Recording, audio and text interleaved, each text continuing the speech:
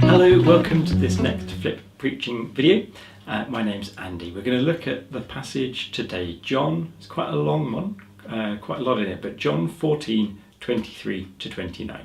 And I'm going to focus again on one small little snippet of this, which is when Jesus said that if you love me, you'll obey the word of me, you'll keep the word of me, and then the most incredible thing, so let's just recap.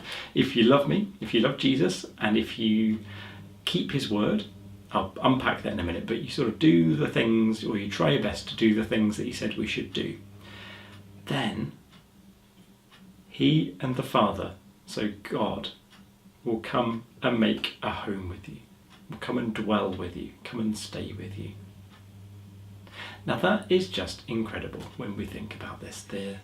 The God who set this whole thing in motion, the God who is beyond comparison, the God who is without boundary, without start or end, that same God will come and make a home with you. I don't know if you've ever shared a home with someone when you haven't been compatible.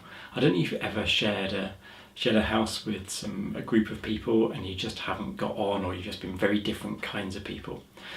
But it's saying here that God will come and be a housemate. He'll come and make a home with you. He'll come and stay at home with you. How awesome is that? It's absolutely incredible. A lot of religions have had this idea that there'll be a mystical joining with God, a communing with God. And it's right here at the heart of our faith, that God will come and make a home with you. But there is this condition that we have to love Jesus and we have to keep his word. Now, by his word, he means the whole package, the whole saving message. So doing what he said. And as we saw last week, you could boil that down to loving one another. So if we love one another, if we keep his word in that way, if we love one another, then God the Father and God the Son and the Spirit too will come and make a home with us. Incredible, absolutely incredible. Incidentally, so Jesus said, if you love the word, and passages like this are the reason why I personally dislike calling the Bible, calling scriptures the word. It always grates a little bit when I hear people doing that, so sorry if you do this, but it always grates is the wrong word. But I personally don't think it's good to call the Bible the word, because when Jesus talks about if anyone loves the word, he's not talking about loving the Bible. It wasn't written then. And he's not talking about the Old Testament either, the scriptures that he knew.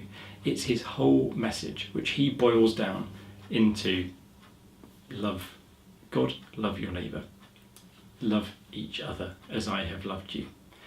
And so the Word of God is so much bigger than the Bible. The Bible is really important. I think the Bible is amazing. It's why I spend time making these videos each week. I spend a lot of time looking at the text and trying to understand it as well as I possibly can, because it contains so much goodness, but it's not the Word of God. It can be the Word of God, so God can speak through it, but it's not the Word of God in itself. It's a